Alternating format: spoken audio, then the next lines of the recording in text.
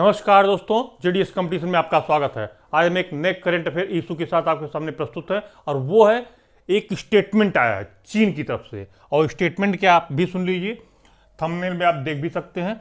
अगर भारत चाहे तो हिमालय भी हम लोगों की दोस्ती नहीं रोक सकता। ये वहां के चीन के प्रमुख समाचार पत्र, सरकारी समाचार पत्र ग्लोबल टाइम्स में ये बात छपी हुई है। और किसका स्टेटमेंट है? चीन के विदेश मंत्री वांग ही का स्टेटमेंट है। प्रोग्राम क्या था?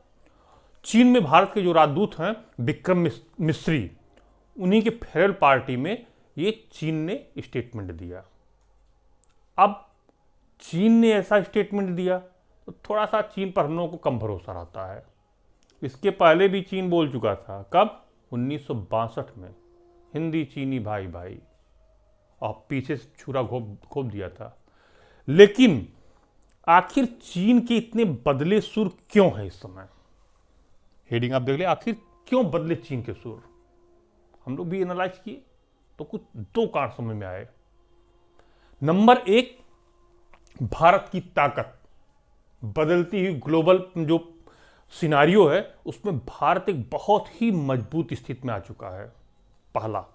दूसरा, चीन में अगले साल होने जा रहे विंटर ओलंपिक एंड पैरालंपिक। ये दोनों हेडिंग पर मैं एक एक करके चर्चा करूंगा। पहले पे हम आते हैं, कौन सा? भारत की ताकत। भारत इस समय दक्षिण एशिया में ही नहीं, पूरे वर्ल्ड में एक ताकत के रूप में जाना जाने लगा है। और आपने पिछले वर्ष देखा भी है और चीन ने भी देखा है, महसूस भी किया है कि अगर इस पूरे एशिया रीजन में कोई भी शक्ति इसको चुनौती दे रही है तो सिर्फ और सिर्फ भारत है। और चीन क्या करता है? जितने छोटे छोटे देश हैं सबको धमका के रखता है कि भाई हम हमला कर देंगे, ये कर देंगे, वो कर देंगे। लेकिन भारत जो जिस तरीके से उसके अगेंस्ट खड़ा हो गया गलवान घाटी में, पिछले वर्ष की बात है, तो उससे चीन एकदम सहम गया। अब क्या हुआ? अगर ताकत रखता भारत, अगर भारत चीन को काउंटर करने की ताकत रखता है तो बाकी सारे जो छोटे छोटे देश हैं, संभव है भारत के पोजीशन में आ जाए, भारत की उसमें आ जाए।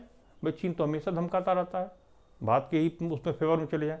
तो चीन अपने आप को एक्सपोज न होने देना चाहता है कि हम एक्सपोज न होने, हमारे पास क्या ताकत क्या नहीं ताकत, ये दुनिया न जाने पर बस धमका के मैं काम करता रहूं।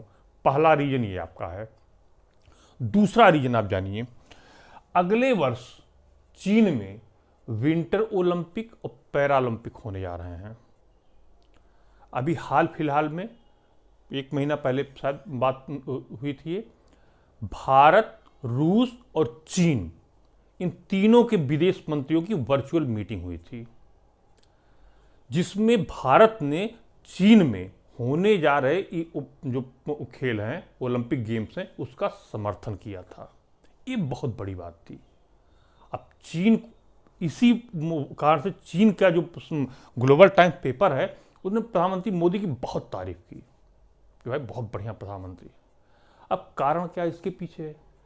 इस कोरोना काल में जहां पर पूरी दुनिया चीन को रिस्पांसिबल मानती है कि भाई चीन ने ही फैलाया है, और ऐसे समय में भारत ने वहां पर होने जा रहे ओलंपिक खेल का समर्थन किया।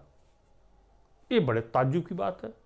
और यही बात चीन को बहुत अंदर से झकझोर दी कि भाई भारत कम से कम हमारे साथ खड़ा तो हुआ, चलो यहां तक ठीक है। अब यहां पर एक बहुत बड़ी डिप्लोमेसी है। किसकी? प्रधानमंत्री मोदी की। प्रधानमंत्री मोदी हमारे ऐसे देश की पैदाइश हैं जहां पर चाणक्य जैसे महान कूटनीतिक हुआ करते थे।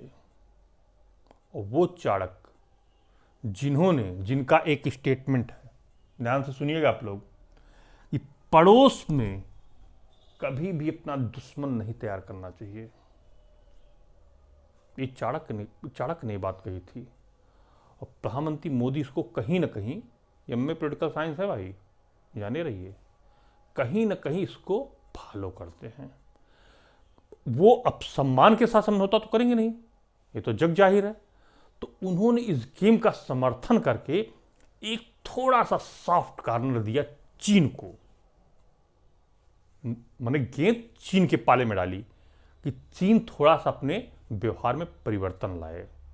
और यही कारण है कि जैसे इन्होंने इसका समर्थन किया, चीन ने यहां पे स्टेटमेंट दे दिया, तुरंत रिएक्शन आया इस इनके समर्थन का। अब चीन ये कह रहा है कि भाई हम लोग अपना जो विवाद है सुलझा लेंगे और सीमा विवाद है वो भी सुलझा लेंगे, कोई एग्रेशन नहीं होगा। बारंबार चीन की तरफ से बातचीत की पेशकश हो रही है, लेकिन अभी हम लोग स्टैंड बाय मोड में, अभी ठीक है, अभी देखते हैं, समझते हैं, तब आगे बढ़ते हैं।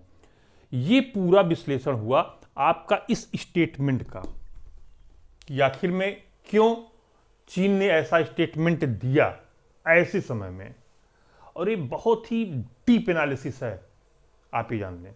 यही दो मेन रीजन है इस स्टेटमेंट के पीछे। और कोई रीजन हो सकता है, और कोई रीजन भी हो, तमाम बड़े बड़े कूटनीतिज्ञ हैं बैठे हुए दिल्ली में, संभव है कोई और रीजन वो दे दें, लेकिन यहां पर ये दो स्टेटमेंट, यहां पे ये दो बिंदु हैं जिस पर ये चीन का स्टेटमेंट आया है। और दूसरी बात, भारत बिल्कुल नहीं चाहता यहां पर कि कोई तनाव का वातावरण यहां पर उत्पन्न होने पर। अगर ये चाइना थोड़ा सा ठंडा पड़ जाए तो हम अपने पश्चिम की सीमा पर भी ध्यान दे दें, जो कि हमारा परंपरागत कन्वेंशनल एनिमी है पाकिस्तान। वो तो हमेशा से तो कसम खाए बैठा हुआ है कि हम भारत को बर्बाद कर देंगे, ये कर देंगे, वो कर देंगे, है कि नहीं। ये आपका आज का विश्लेषण यहां तक है चीन के संदर्भ में। और अभी अभी कल की घटना है, हमारे सीडीएस जनरल बिपिन रावत शहीद हुए एक हेलीकॉप्टर दुर्घटना में।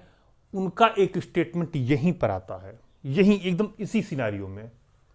उन्होंने ये कहा कि भारत को अमेरिका और रूस दोनों की आवश्यकता है, और ये चीन इस मुगालते में था कि भाई दोनों में से, दोनों तो विपरीत ध्रुव, भाई यहां अमेरिका, यहां रसिया, और ये इधर जाता, ये इधर जाता, दोनों कभी एक हो ही नहीं सकते। अब भारत यहां पर है, अब भारत कैसे इन दोनों को अपने पाले में लेके आएगा।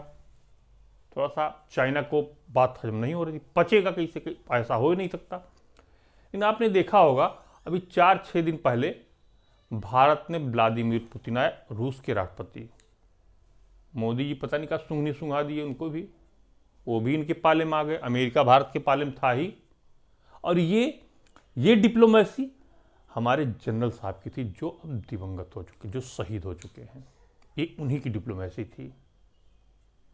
आज दोस्तों इस करंट अफेयर इशू के साथ यहीं पर आज का टॉपिक सिर्फ इतना ही था।